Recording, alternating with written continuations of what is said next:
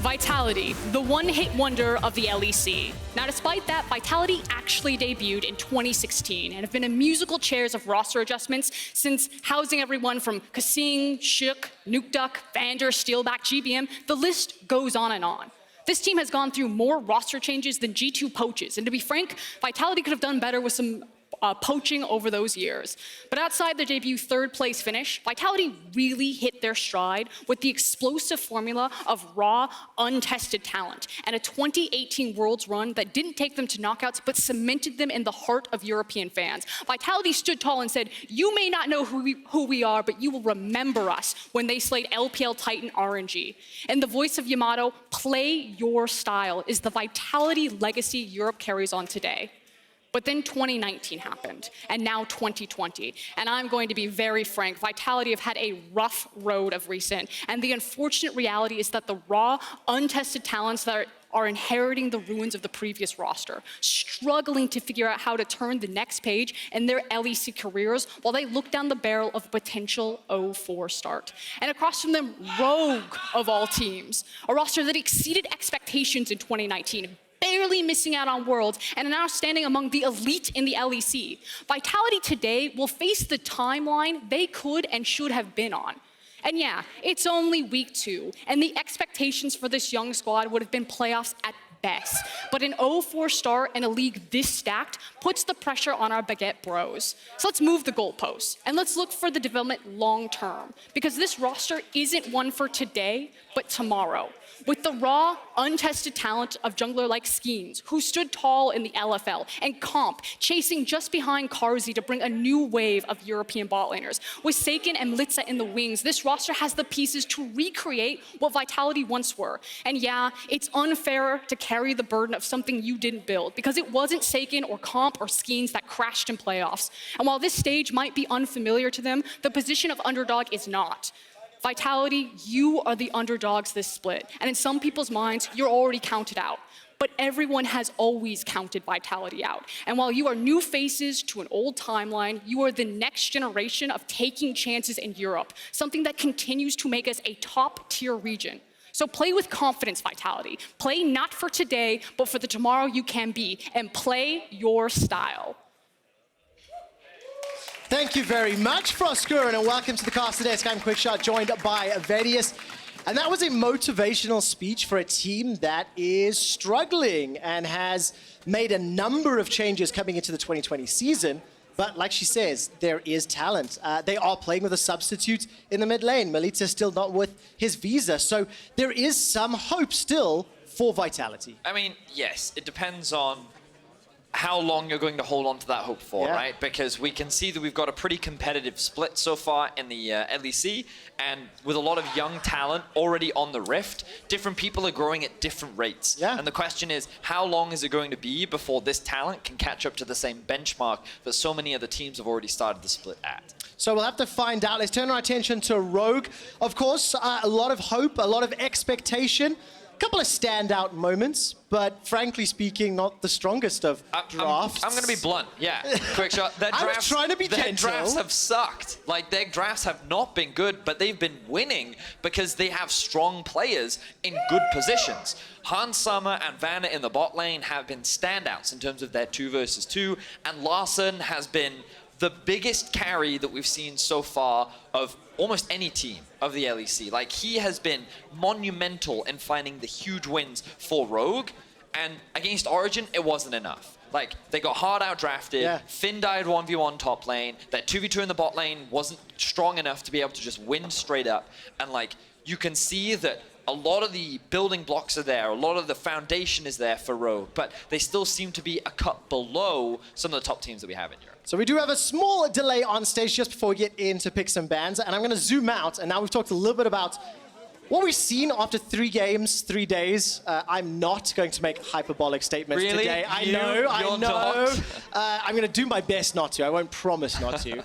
But do you think it's fair to say that it's a little easier to see how Rogue's path to success and improvement can be done? Because, I mean, you literally said to me that Larssen is smurfing when we talk about his individual play. Now give him a team comp that the rest of the players can amplify his performance, and maybe this unlocks more wins. I mean, the impressive thing about Rogue is how they don't even put resources into Larssen, yet he still finds ways to carry games. Yeah. And you can only imagine what happens. Well, what if you do camp his lane? What if you do give him those resources and you treat him like you treat a Perks? Then, like, what can he do with that? That's going to be one of the big questions. But, like, my big question is, can Vitality really challenge Rogue in that capacity? Is this the team to put Rogue on the back foot and force them to put more focus on their draft, put more focus on what their late game decision-making looks like? Well, if you look at the table really quickly and you assume that Rogue and Fnatic are going to win their next games, just make this assumption.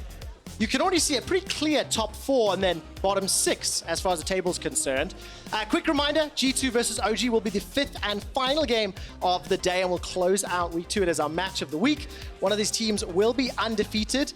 And can you remind me, what did Grab say, like paraphrase it on Twitter? He said something along the lines of, I would start a bit of banter between Origin, but their banter is about as good as their gameplay is when it actually matters. It was pretty brutal. It's pretty brutal. And I mean, we heard Jankos talking about it yesterday, where he doesn't think that Origin are anything special. He laughed when the comment came up around them being the 2 best teams. So, but yeah, that's an exciting one to look forward to later on in the day. But of course, we've got to focus in on Rogue versus Vitality. Ladies and gentlemen, we're jumping into the draft, and this is where our critical eyes fall. What will Rogue have prepared for us today, Quickshot? Okay, so critical eyes, and I want to play a small mini game with you. Is it Wilmy's first pick set? Yes, I hope not.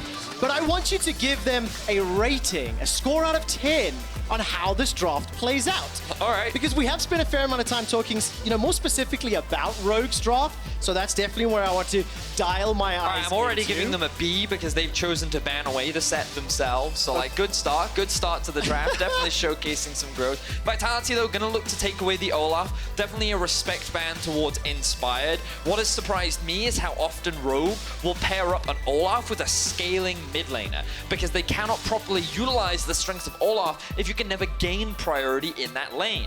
So this is one of the big things that we're going to be looking at for Rogue is, what does that mid-jungle synergy look like? What does the 2v2 offer Rogue in terms of their early game power and playmaking, because it's so crucial and important when it comes to playing out the first 50 minutes of the game. Well, we'll get a little bit more clarity on the 2v2. Senna is locked in. First pick here for Hansama. Aphelios finds himself in the ban pool.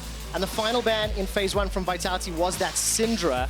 So this will open up a couple of options now for Vitality. Which direction do they want to go? Now, I do believe that Comp is someone that likes to go towards the Misfortune, something that he is pretty comfortable on and has played so far. He also did play the Varus earlier on in this split as well. So, like, he has a couple of options that he can play into the Senna. The question is, what direction will they go in for? You know, we talked about strong mid-jungle. Vitality have drafted themselves an insanely strong 2v2 with the mid-jungle. They have AP, they have AD, they have a very good level 2, well, level 3 ideally with the Elise once she's got all 3 of her abilities, but Pantheon has a lot of great setup with his stun. You can follow that up easily with the cocoon, as you so often love to express. And so I feel like Vitality already are showcasing that they're going for a very early game focused draft. I mean, yesterday Mickey's Pantheon was fantastic. Yeah. He literally put Exile in his backpack and ran away with the game. Now, today we'll see what Saken can do with it. Turn our attention back to Rogue. They've now gone with that Jarvan, and it looks likely to be the Braum. It is a combination we've seen many times already, holding on to their solo laners for this next phase of play, assuming it gets locked in. I'm never a fan of blind pick Braum. Like, I know there's been a lot of debate right now online around what are the best blind pick supports, and like, I understand that from the pro player's perspective, their argument is Braum pairs up very well with Senna, offers good peel, can follow up with a Jarvan engage, but I just think that it is a very dangerous thing to blind pick because of how many counters there are, and there we are. We're seeing it right now from Vitality. The Rakan going to come out, one of the most common counter picks that we've been seeing from many European supports, and it also sets up for Azir Rakan bot lane, which is a very strong 2 versus 2. And just a reminder, you need to give me a rating out of 10 for how Rogue handled this drop. 10 being the best, 1 being the worst. Sure. I think they've lost a point already in Vedius's books. But jumping into phase 2 bans, Mordekaiser now removed from the pool. Rogue starting off removing the AD carry, so the Lovers duo, Xayah Rakan, got rid of that one, but you've already mentioned Varus is a possibility. And that Diana, I'm hearing about it, I'm seeing it infrequently. I think Diana is I mean, I think she's broken. I'm abusing her to be able to climb in solo queue myself right now. I think she's incredibly strong, and I think that she's also a pretty safe blind pick, so I like the ban coming out from Vitality. Rogue, I don't think they need to ban the Misfortune. I wouldn't be surprised if we saw something like a maybe a Tristana ban, maybe they take the Varus off the board, but another AD carry ban is what I'm considering right now. Yeah. But they are actually going to go for the Misfortune. I think that given that they'd already locked in the Braum, and they had Jarvan for themselves as well, they didn't really need to go for that. The surprising thing is that they're going for Ezreal here, a champion that has kind of fallen out of the meta ever since the Kleptomancy was removed from our game. Ezreal has not really been considered that strong. There's no good rune to put on him right now. So I'm excited to see what Comp actually does with this Ezreal in the bot lane. Surely this screams good luck Larssen. An Ezreal, a Rakan, a Pantheon, and a self-sufficient bot laner. I mean, maybe Jactroll wants to roam a little more. Maybe he wants to try get in the face of the player that we were hyping up and getting excited about on the side of Rogue. Oh my word. Okay, and he's so locked in Azir. Rogue have drafted What? like full 35-minute game, right? So they, all right.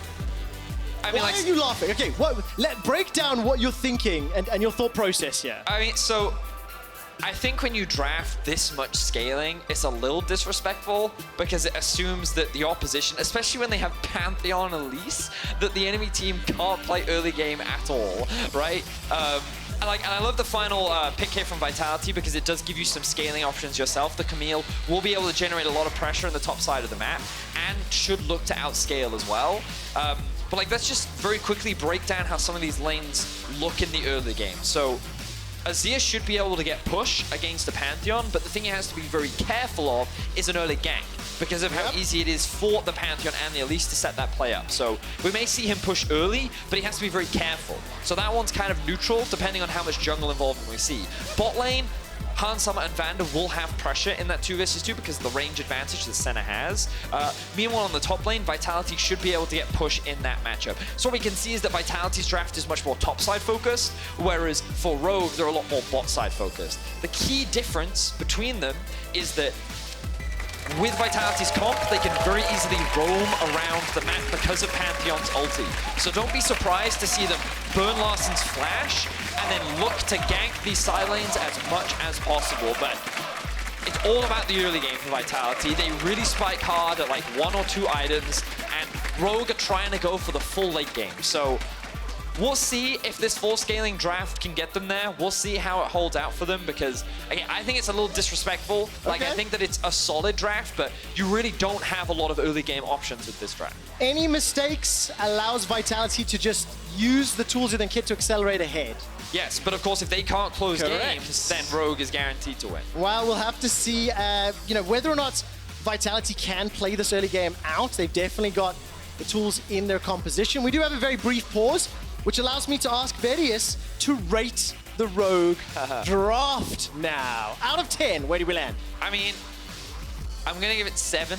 Okay. Because I think that ultimately you still have a lot of power picks in the form of, I think Jarvan's really good in the current meta. I think Senna is really good in the current meta. And I think that, like, I'm in line with the thinking that based on what we've seen from Vitality so far, like, they haven't easily been able to close out games. Their early game isn't one of the most proactive, or they're not the best at snowballing, especially when they do have 3 rookies on their team. So that's why Rogue have gotten more points. But again, like, I do think it's pretty disrespectful to draft this much scaling. But we'll see, we'll see. So let's jump into game and see whether or not Vitality can get any of those early advantages that they desperately need. 0 and 3 to open the 2020 season. A reminder, they are still obviously playing without their primary mid laner, Melitza. And Saken has had some standout performances. Definitely been a flashy player. But it's the team that haven't really been able to rally and develop. And we'll see whether or not they can, combine together with this threat and the ability to pick people off. So we can see that Larssen is running Cleanse. Smart choice for Larssen. One of the... What's the word I'm looking for? One of the... I'm trying to say nice things about Larssen. There's a word. Compliments, one of the positives. One of the great things about Larssen, impressive things. Yeah, is that we talked about how he gets very few resources, but also how he consistently gets CS advantages in lane, even though he spends more of his time sitting back and playing defensively. He's a very intuitive player, and he's like very nuke duck in the sense that he is very controlled, he doesn't often make mistakes, and he understands what the enemy team has and how to play around it. Now, I don't think he's expecting this, a level 1 engage from Jactroll. Well, I think a little bit of pressure early. Cleanse already thrown down. And we talked about it in draft. Ezreal and Rakan. Jactroll's already got one of those summoners secured. Well, okay, so I was not expecting this to come out from Jactroll, but the key thing is that it burns that cleanse that we were just talking about for Larssen. Now, of course, Ezreal immediately going to be forced back in the lane, and this is going to make it a little bit harder for him. But the big advantage is it makes it easier for Skeanz to set up this play in the mid lane. Vitality are screaming that they want to kill this mid lane champion.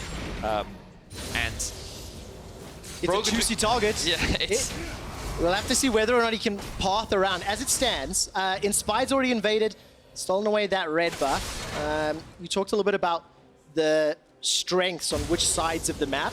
So a little bit of a bold move there from Inspired, but understanding where it's interesting because this is something that Casual talked at length about yesterday, where by going for the sweeper and because of how fast Jarvan can clear these single targets, he started on the blue, he knew where Skeanz was starting, and he took early sweeper so that he could figure out where he was spotted and what the enemy team was up to, and so he did that blue into red steel, and now he's going to get a 3-buff start. So good pathing from Inspired overall. We'll get that slight jungle advantage. You can see now Inspired hitting that level 3 mark. And of course, while you were taking a look there, Hansam and VandeR push the wave up.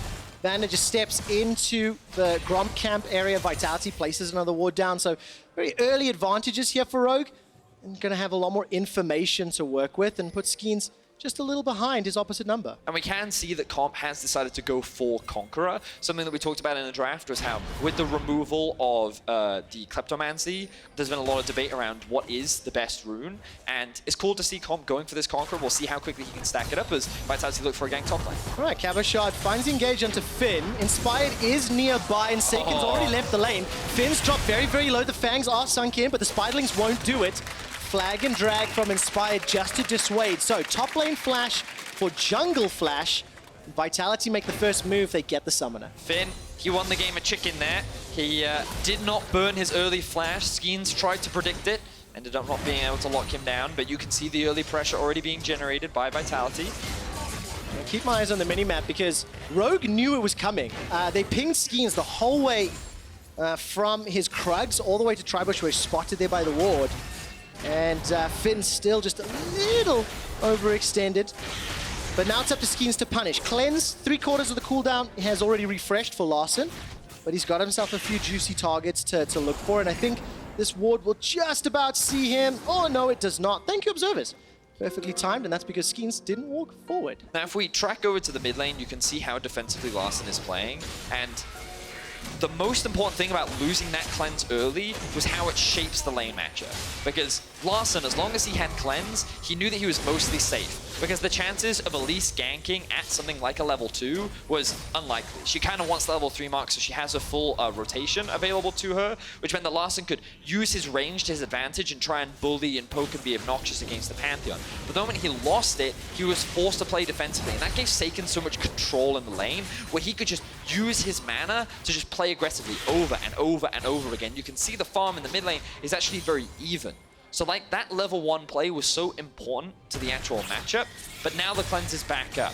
Vitality weren't able to use that brief window to find an early kill, which might not be the end of the world, given that Skeanz is still using his pressure to look for more plays, and he's looking for a top lane gank right. And also, Saken was the first to leave the lane because of everything you just described, and he's got the Moby boots now after the first back.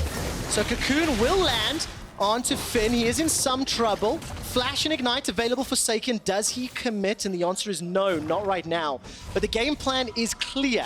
Vitality, strength, topside, as you described in the draft, Vedius. And Vitality are playing towards it, pushing Finn further and further behind. But if there was any champion that you didn't mind losing a bit of CS, Ornn would be one of them. Yeah, he's still going to offer value at level 6. That's a guaranteed. You can see that Inspired, very aware of what's happening top side of the map, doing what he can to try and trade elsewhere. Will secure the early Infernal.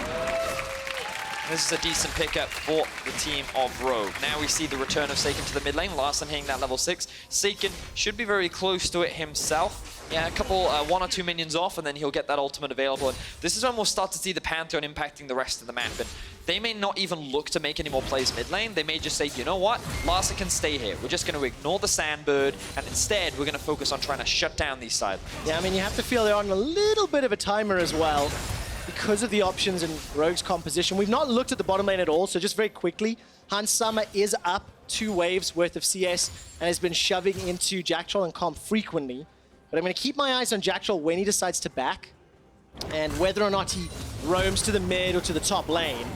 And as it stands, Inspired level 4 coming in and just shadowing Finn right now. There's no Skeanz nearby. Saken has the Grand Starfall. He's actually started to cheat towards the chicken camp, but I think that may be just to place a ward down. Nevertheless, no pressure, no further play. So Vitality, thrown a few punches, nothing really has connected.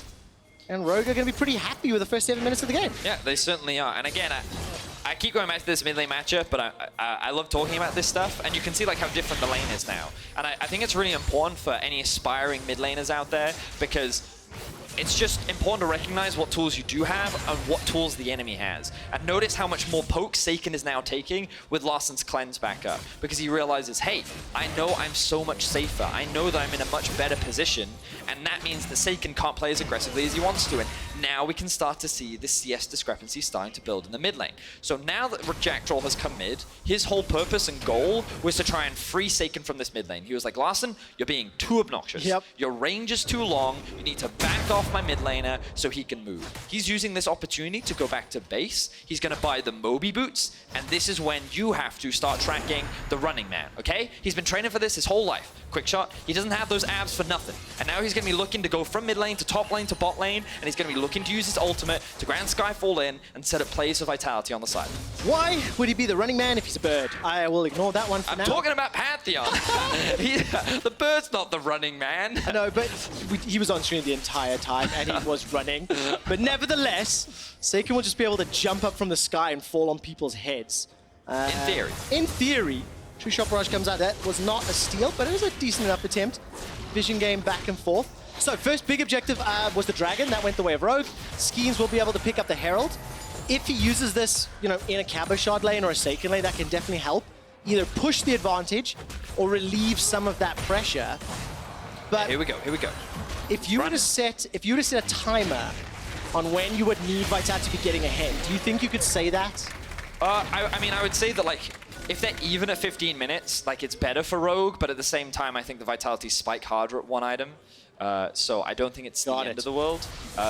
It's more like when you get to 25 minutes and the game is even, that's when Vitality have problems. Because the second, third items is when Rogue's comp is like really strong, and Larssen is farming very efficiently, which means that he's going to hit his item spikes at a very optimal timing. So this Sandbird will get stronger as the game goes on. Yeah, nearly 10 minutes in, even game.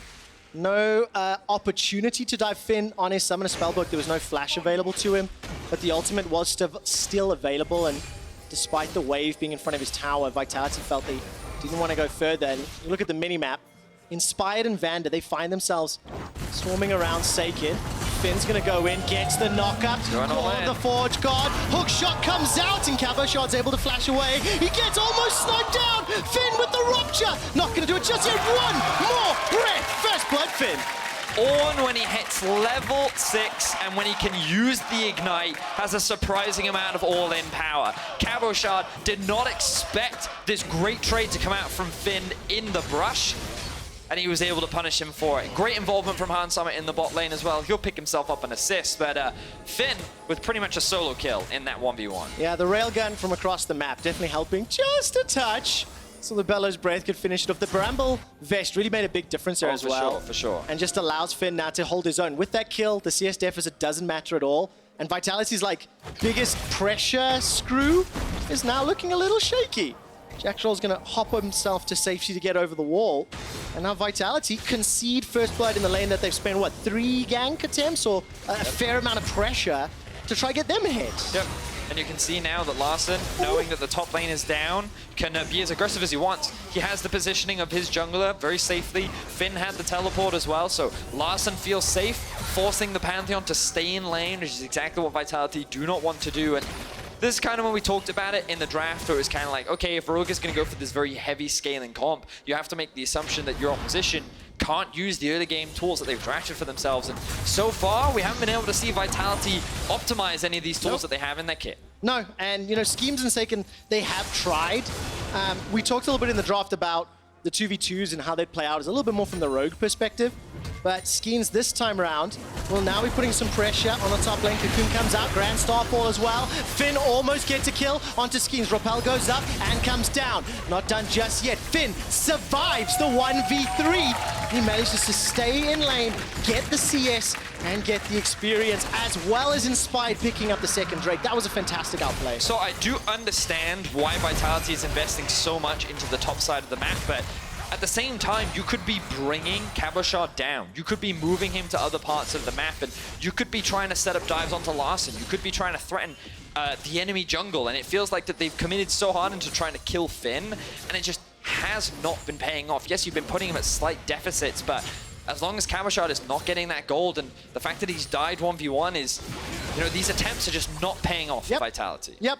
A couple of summoner spells. That's all Vitality have been able to succeed at securing for themselves. And obviously with the third Drake spawning, it is an ocean. And we've now adjusted the rift somewhat. And Inspired, he's now going to get involved, I think, definitely a little bit quieter on the rift to a degree, but he has some potential for dives here. I mean, yeah, look, he's now controlling the bot side of the map. Larssen now has the freedom to move, and thank you, observers. If we can actually toggle a vision and see how much Rogue sees right now, they're the ones utilizing the pressure that they have on the bot side of the map, and you'll notice that Finn is just isolating the top lane. He's pinging, he's like, jungler could be here, there's the risk of a dive, and he's looking to try and play around that, and the fact that the Herald has just spawned, he's like, okay, we've now got information. What can we do with this? It looks like for now, Rogue is just going to use this as an opportunity to reset. Thank you very much, observers, for helping see what Rogue could see. And if we can just reset expectations for that mid lane, there's a 20 CS advantage for Larssen's Azir. Obviously, Saken went for that engage. We'll get back to that in a moment.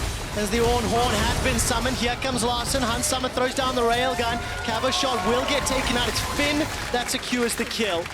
The Herald will get taken out. And Summer with the assist from the bottom lane, and Rogue completely ready to counter-punch Vitality. The running man is being outrun by a bird right now, Quickshot. It was Larssen who had the push in mid lane and then made the rotation up with his jungler. And again, we have to backtrack to what we were just talking about. What could Rogue see? They knew when the Reft Herald was dropped top. They knew that they had full vision control over the bot side, so expectations were that a play was coming top. Because Larssen had the push in mid, he knew that Saken was either base or already making his way there. Rogue had all the information to make that play, and they get a successful punish. And that's exactly what's giving them this 1,500 gold lead. Vitality, they do want to make some plays back. You have mentioned that at one item, they are going to be the stronger team, and we're getting very close to that. So it's not Dunzo's yet, but it is starting to feel a little nervous. There's the Claire's, the Emperor's Divide! So well timed. Larssen managing to get it just as Jactroll had flashed forwards. And note that that is one flash for two, along with the cleanse used against the ignite from Jactroll, and just such quick reactions coming out from Larssen there. The immediate cleanse from the stun. He doesn't hesitate with the flash. Like, we both know that we would have been like, hey, once I've cleansed, I can get out of there. But no, he recognizes if he's flashing onto me, I'm not safe, so I've got to get out. Speaking of not getting out. Oh, Saken's in trouble. Cataclysm's already gone down. Larssen is going to come in from behind, and the kill will be donated to those Sand soldiers. Saken was following Skeanz to the top lane to try set up a play, and he just got caught out in Rogue's jungle. 3-0, and Rogue, they're... what was the word you used? Disrespectful draft is paying off. Yeah, it certainly is. They dared Vitality to play the early game, and Vitality haven't been able to deliver. No, they have not been able to. Now, of course, we're in a position where I did say that, yes, if the game was even coming into 15 minutes, then I would give Vitality's comp an edge, but it isn't even. Quickshot. You can see that With Finn completing his Sunfire Cape and having the Bramble Vest as well, he's incredibly strong. He's got a level advantage over Cabochard. Larssen's 12 to Saken's 10. Inspired's 9 to Skeanz' 8. The only person with a level advantage is Comp, and he is not online right now. He is building that mana, the Muramana, and it's going to take him a while before he gets relevant in this game. A lot of members around the mid lane. Saken is going to stick around just a little moment too long. Jactroll and Skeanz coming forward. Cocoon goes down as well, the Glacial Fisher. Summer melts Saken where he stands, and now the Rift Herald is going to help push down this middle lane. Quickshot Barrage is flying. Is this going to snipe anyone? Are we being baited? Are we being trolled? No, not going to do a whole lot. Can we go a little bit meta for a second? Like zoom out. Do you think Rogue are doing good things as a team, or just individually are outplaying what Vitality is doing to them? They're individually outplaying them right now. Like, don't get me wrong, the steps that they're taking right now is good. This is a clean League of Legends, right? But their advantage has not come from smart macro play necessarily. It's come from their individual players showcasing a lot of respect and just straight up outplaying the Vitality members. So we're going to have a look back at this play. They know that they have the Rift Herald. They know that Saken does not have enough wave clear to deny it, and they rotated their duo up towards the mid lane as well. They find a quick pick onto Saken, and then with the Rift Herald, they quickly convert this into 2 towers in the mid lane. Clean stuff overall. Rogue now sit with a 3k gold advantage, and the Drake is on the board for them to look to grab next. I mean, it's such a fantastic advantage, and you think of all the tools they can use either around objectives or to start fights. The Jarvan, the Ornn, the ability to peel with the Azir and Braum. Like, it's such a well-rounded comp no matter where they go for the next 15 minutes. But I'm not doing hyperbolic statements, right? I'm really not doing it. I'm just trying to get a deeper understanding of how I feel about Rogue, because they're very hyped coming into the split, and Hansama uses a stopwatch to stay alive. Finn channels and completes the teleport. They're not done yet. Continuing to chase under Saken. He gets chunked. He gets locked down. The Bellows Breath not needed just yet. Hansama finds another. And Rogue, their coordination is on point. Yeah, it certainly is. And the reality is, Quickshot, when you're in your solo queue games, wait. Inspired manages to survive again. Man, time is in a favor of Rogue right now. Hansama, he channels the teleport, joins the middle lane. He's got that Duskblade completed. While that was going on, important to note that tower did die up in the top lane there. Cabo was shoving it in, but it's a gigantic advantage, and another one falls in favor of Rogue. Yep, it certainly does. And the point that I was trying to get at earlier is when you're playing that solo queue game and you press tab and you see that your Elise is 0-0-0 by 18 minutes, you're not feeling super confident. Their strategy, Vitality's game plan, was to have this strong 2v2 mid jungle that they would control the map with, and they have not been able to successfully find these plays. And this was Vitality's attempt at getting back into the map. Skeanz' Cocoon goes wide. He doesn't even wait for Saken to land the point-and-click stun, which would have made landing that easier, but of course, the stopwatch comes out from Hansama. He denies the stun, and then Rogue set up a very clean dive. VandeR, good use of the stopwatch to tank as many tower shots as possible. And then Rogue walk away with a kill and a tower. I mean, it's really good play. We've had slower games today than yesterday, I feel, but definitely controlled ones. I mean, here. to be fair, like 19 minutes in, Rogue are now up by 4 towers. Like, it's clear, it's controlled, is what I'm saying. And it's not chaotic. It's I see. Rogue have just got absolute control of this. There's no misunderstanding it. It's not like last game. No. I do have quick stats you're going to appreciate, Vedius. Hit me. So we were praising Larssen and saying he's smurfing on kids and he's playing exceptionally well. Do you know, yesterday he set the highest CSD of his career, plus 35. Today he set the second highest CSD of his career, plus 30. Wow. Both games 2 days in a row just having a fantastic performance. And just remember, he lost his cleanse at level 1, right? So remember that fact, and he still played accordingly and still had the advantage. You've been around for what, like 700 years now? Yeah, 725. Right? So like you remember the days of Froskurinn, right? You cast that man. I did indeed. Are you getting Froskurinn vibes from this Larssen? Does that like does it like inspire you perhaps? I need to hear how he pronounces LeBlanc. Okay. And that will be my final say. But yeah, I think maybe in terms of the laning phase, I don't know if I go as far as to say that maybe for the late game and the team fights. That's fair. I would like to see a little bit more. I'd like to see him tested in the team as well. But like, it's just when I think about, like when I think of Froskurinn from the old days, you know, it's always someone who is so controlled in the laning phase, and he was also like that clutch player in the big team fights when it mattered, and that's largely what I think of when I think of Larssen. And when we think about his career, he's only been in the LEC for 2 splits now. Yeah. He's already showcasing some pretty impressive stuff for his second split. I mean, this entire game from Rogue is basically a CLG EU game. Farm until you have an advantage, and then team fight and crush. Yeah. That was basically what it is. And we've hit this point in the game as well, where one of the trends that we've been talking and looking at is the fourth or the third or the fourth dragon, depending on what timing they come up, whether or not a team trades it for the Baron. And I don't even think Vitality will be able to do that. If you look at, they've lost 5 towers across the map. Rogue can easily turn and burn wherever they wanted to. Teleport's not available just yet, so maybe they'll play a little bit of time there, but Rogue can basically decide which objective they want to prioritize and just like dare Vitality to come at them. So the funniest thing to me about this game, as Comp gets engaged on. Oh my word. So much damage, but he escapes with his life for now. Yeah, so notice the build that we're seeing from Finn. He's built 0 magic resistance because he looks at Elise and says, you're irrelevant to me. He only cares about being able to hold Cabochard in a side lane, and even if Skeanz come, like, jungle is season 10. He's level 10 to a level 14. Like, just the base stats alone, he feels to be enough against a 1 item, well, 2 item with the boots, Elise, but like, he doesn't need to build magic resistance. I laughed so much at Jactroll on the desk yesterday talking about junglers getting to level 18 in the practice tour. He's like, no, I'm never gonna do this. Yeah. Maybe I'll try a different level. Yeah, I mean, hey, if Skeanz gets a pentakill, that's his way back into the game, right? Let's talk a little bit about Vitality because, look, they did try, right? Like, Skeanz tried to make some ganks. We had the inspirational speech from Froskurinn beforehand. Very likely going to be 0-4. But, you know, where do they go from here? I mean, in the game, obviously, you hope maybe Cabo can play a side lane at some point. And there we that's go. what we're going to look at. All right, 2-on-1 here. Saken's going to come in. They're going to interrupt.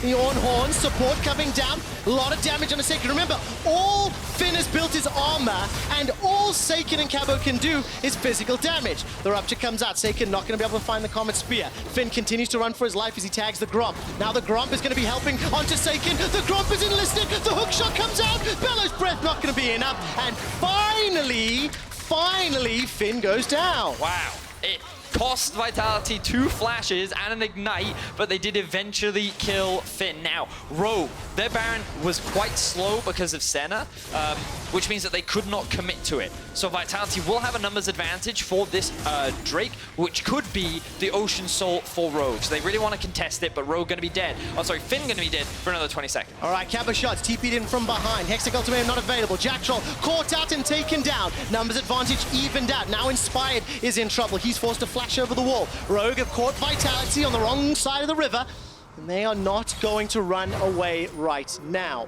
Rogue are not willing to concede the pit, and instead stepping all the way forward. Cop has flash available, used the Arcane Shift, and escaped over. Very good Blast Cone. A little lucky timing on that one, and Finn, by the way, respawned, teleported in. Ocean Drake secured, as well as the Soul. And I mean, great start here, for great continuation for Rogue. A little bit of a speed bump when Finn goes down, but it doesn't matter. Yeah, and it was one of those situations where Rogue thought, oh, okay, well, if we create pressure on one side of the map, obviously we can trade it for something like a Baron or a successful team fight. And the idea is that while Senna is not the strongest at taking Baron, Azir is very good at taking it, because once you get those 3 soldiers up, you get all this bonus attack speed, and you can just melt through that objective. But unfortunately, they couldn't quite commit to it because Skeanz is in the area, and you always have to respect that possibility of a steal. 2 items now for Larssen. He got the Luden's Echo to back up the Nash's Tooth. Mirror Mana completed for Hans Summer, who's quietly 2-0-3. Yes, he's down 30 CS, his opposite number, but the ultimate snipes across map and just the general kit of Senna. I mean, Hans Summer's looking revitalized this year. I mean, for sure. He's stacked right now. You know, the Mirror Mana now being completed. He's working towards his second completed lethality item. You have 2.5 items on Larssen. He's probably not going to upgrade that Oblivion Orb because he doesn't really need the Morello this game. And it's 25 minutes. We talked about it. They have Ocean. Like, I hate to say it, Quickshot, but I think this game is done. Yeah, well, let's see how Rogue finish it out. I'm hoping that I cast a curse it so it gets a little bit more exciting. Well, let's see. Skeanz, Flash and Smite available, a level down. True Shot Barrage is going to tag Inspired. That drops him real low. Real low. And Vitality, they've interrupted the Baron. Look at this. Vedius has cast a cursed Rogue. Rogue Reddit guy. Go yell at him in all caps. The engage from Jactroll. The 3-man knockup. Where's the follow-up? There's nothing. Jactroll, that looked amazing! But his only goal was to interrupt the bats. There we go. He wants to allow Cabochard time to be able to siege onto this tower. And because he's completed the Trinity Force and the Ravenous Hydra, he is a big threat in a side lane. You know, it's interesting because it's kind of at this point in the game where Rogue as a team start to make those small blips. Around the Baron is where their execution is not the cleanest, and Cabochard, using his experience, taking advantage of the champion that he has, where he's very strong, can take these towers very quickly. Yep. Is now posing a threat and an obnoxious obstacle that Rogue have to overcome. It also reminds me a little bit of how Cabo and Jizuke used to play a lot of late games last year. Yeah? They did a lot of split push to draw attention. And do you remember the Rogue v Vitality game last year where Rogue was smashing and then Vitality won because of the TP backdoor into the base? After the fight at the Dragon Pit, right? Yeah. Similarly, Jizuke playing the side lane against Fnatic as well. Just pushing and extending and just being like you said, a nuisance. I think it's a very good word. But how much of a nuisance can they be? 3,000 gold down? If Rogue can commit just to one of these like inhibitor towers and use the numbers advantage, it can go south real quick. Real quick. But this is where we want to see some progress here. All right, so now Rogue is looking to try and take control of this top side of the jungle. You can see that all this vision is going to be cleared out, and they're going to try and set up as much as they can. And what they don't realize is that there is, of course, this vision sitting behind them that can be used as a TP flank from the side of Vitality. But of course, now the Baron is being started off. TP is available on comp. Not available on Cabochard. It looks like Vitality just going to commit to this split push. All right, Jactroll's a few seconds away for the quickness. Skeanz getting tagged up by those Sand Soldiers. VandeR's got the ultimate in the wall available. Throws down the ulti. Call of the Forge God. They want to keep the spider outside of the pit. What goes up must come down. Skeanz goes to the Krug camp, and Rogue are able to pretty cleanly take Baron and defend any potential steal from Vitality. Good luck, Cabo, split pushing now into Baron-empowered minions. This is going to make it a lot more difficult. Yeah, clean play overall from Rogue. Of course, they didn't need to clear out that the vision behind them because the lack of teleport from Cabochard. So overall, good stuff from Rogue. Now they just begin the siege. Hansama, I gotta check how many stacks he has right now. He's at 57. Okay, so not the highest amount, but once he hits that 60 mark, he will be able to get a bunch of bonus stats. Currently, he has 50 bonus range, and once he gets up to 60, I believe he will get an increased further range, which just makes sieging so easy. Especially, you're basically like another cannon minion sitting at the back. I'm just trying to figure out how anybody gets to him and sticks to him long enough to kill him. Like, with all of the tools in this composition, Hansama is just going to be able to shoot fish in a barrel. His for range the is rest of the 675 now. Unbelievable. Unbelievable. Pretty crazy. I mean, look, really good clean play, and unfortunate here for Vitality. I want to see whether or not some changes over the coming weeks will help Vitality out there. Pretty clearly falling down to the bottom of the table and not looking at like being a challenger right now. If anyone's looking at the screen, you can join Yankos on PGL tonight, where he's going to discuss Motivation Work Improvement Team. I wonder how many people still know that meme. I don't know. It's old, man. It's old. It is an old one, but I'm an old guy, so... I mean, it's true. Well, we'll see how it works out. That's G2 versus OG, match of the week a little later. Rogue uncontested. Look at the minimap. Saken and Cabo are trying to push. What are you guys trying to do? Your base is in shambles. Call of the Forge God is available. Rogue may just want to go for another push. Look at this. The turret is going to fall down on the Nexus. Now all 5 members of Vitality are around. But they can't do anything. They're so far behind. The Ornn has been summoned. And that's an easy double kill for Hansama. We'll follow up with another, as Larssen is now on a killing spree. 4 quick kills. As Cabo is now left standing. We're going to take down the Nexus. Absolutely massacres Vitality. 10 kills to 1. They did not allow them to use their early game comp at all. They outscaled them, outdrafted them. Rogue smashed Vitality in week 2. A little early on one mode, but I like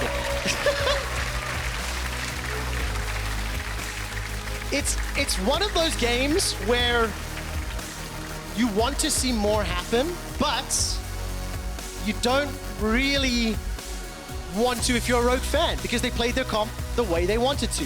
They were defensive, they were reactive, they didn't fall prey to any of the engages. I mean, it's just... yes, all props to Rogue, good stuff. But like, I have to bring us back to Vitality, because how many times are we gonna look at this team and like, why do you keep drafting comps that are really difficult to play? Why do you keep taking your comps in a direction that are like, you have to play this one condition, and if you fail to meet that condition, then your game then becomes impossibly hard. Like, it feels like that they're very driven towards playing towards Cabochard, and I think they need to change that mentality. Like, I think that there are so many things that we need to still see from Vitality that, like, Rogue could just draft scaling. Like, Rogue didn't have to show us anything. We just saw, like, good players beat players that weren't as good as them. We've seen it pretty consistently that the scaling options have been fairly successful. Guys at home, hold the thought really quick. Key player of the game on at LEC. Your options are Finn, Inspired, or Larssen. But yeah, back to the scaling points. Well, yeah, the only team that's really challenged that is G2. Of course, like, that shouldn't come as a surprise. And of course, in Game 5 today, we'll get to see the ultimate clash of scaling versus aggression. You'd argue that Fnatic's playstyle, maybe. We'll get to that in a moment. Yeah, you're right. Fnatic is another one too, Last year, they fought side by side, but tonight, Selfmade goes up against his former teammates. More on that and an interview with Inspired after this.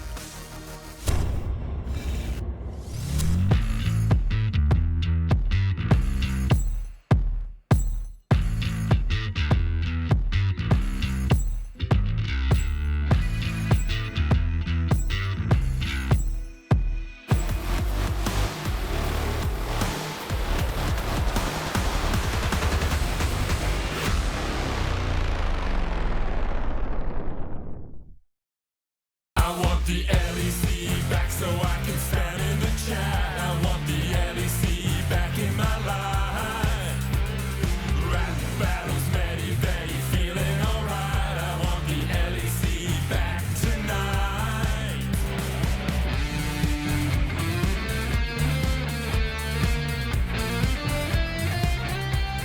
So tell me, who was the player of the game?